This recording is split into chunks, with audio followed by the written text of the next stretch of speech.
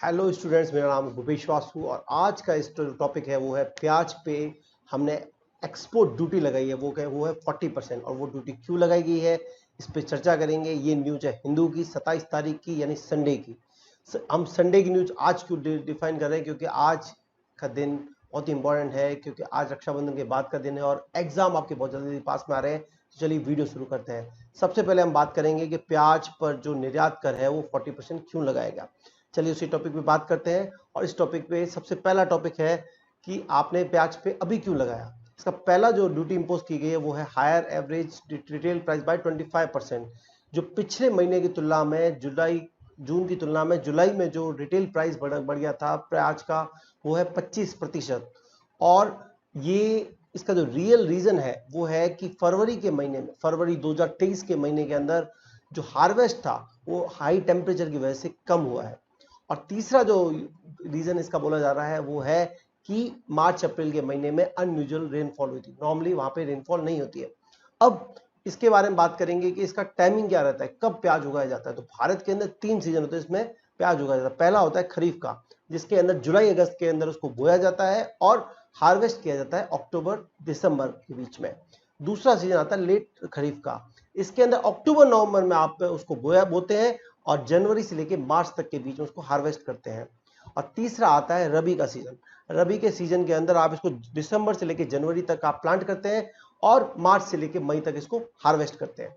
Next topic है कौन सी production state है। देखिए भारत का जो प्रोडक्शन है वो 31.1 मीट्रिक टन हुआ है।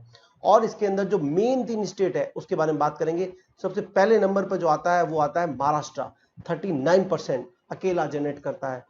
सेकंड नंबर पे है मध्य प्रदेश जो 17% जनरेट करता है। और इसके अलावा जो है वो 44%, उसमें कर्नाटका भी है, छत्तीसगढ़ भी है, राजस्थान भी है, कई राज्य है, उत्तर प्रदेश भी आता है। तो ये सब मिलके जो प्रोडक्शन करते हैं वो करते हैं 31.1 मीट्रिक टन। अब हम ये बात क्यों कर रहे हैं कि बार बार हुआ है। अब स्टोरेज की प्रॉब्लम क्या है, क्योंकि इसकी सारी प्रॉब्लम हुई है। अब जो ऑनियन होते हैं यानी प्याज होते हैं वो थोड़े माइल्ड वेदर कंडीशन में होते हैं और अगर टेम्परेचर जैसे फरवरी में इंक्रीज हुआ तो उसकी वजह से जो क्रॉप होती है वो छोटे साइज की हो जाती है, तो एक्चुअल में वो नुकसान करती है। दूसरा जो इसका कारण है कि मार्च के महीने में अगर आपके अनयूजुअल रेनफॉल हुई है उसकी वजह से जो आपकी फसल थी उस समय, जो रबी की फसल थी वो बर्बाद हो चुकी है। और लेट खरीफ की फसल थी, रबी की फसल जब बर्बाद हो जाती है तो जो सेल्फ लाइफ होती है वो भी इसकी ऑलरेडी कम है। प्याज की अगर आप सेल्फ लाइफ देखेंगे तो क्वालिटी ऑफ 6 मंथ से 1 महीने के बीच में आ जाती है, क्योंकि उसकी साइज छोटी है। अब बात करें कि क्राइसिल की रिपोर्ट क्या कहती है कि जो स्टोरेज की प्रॉब्लम है और जो छोटे छोटे प्याज हुए उसकी वजह से फार्मर्स के अंदर एक पैनिक जनरेट हो गया। उसकी वजह से उन्होंने बेचना शुरू कर दिया। उसकी वजह से रेट उस समय तो कम हो गई, लेकिन बाद के अंदर क्या हुआ कि रेटें बहुत ज्यादा बढ़ गई।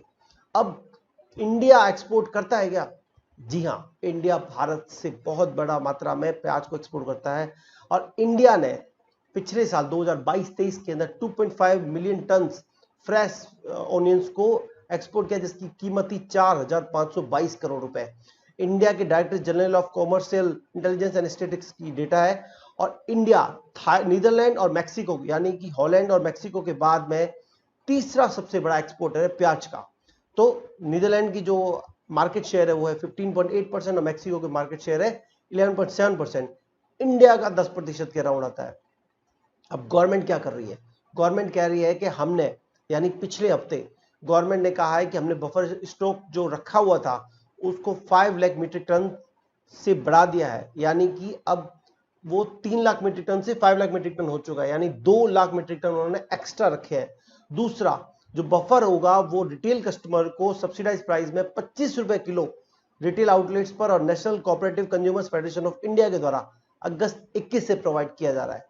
अब ये सब इसलिए किया जा रहा है ताकि आप लोगों को एक अच्छी फसल मिल सके और आपको समय पर ये सारी की सारी चीजें हो सके। ऐसे वीडियो के लिए आप इस चैनल को लाइक शेयर और सब्सक्राइब करना मत भूलिएगा दोस्तों।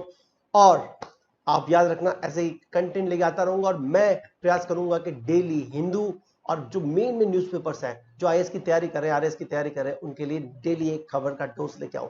जय हिंद, जय भारत, वंदे मातरम, भारत माता की जय।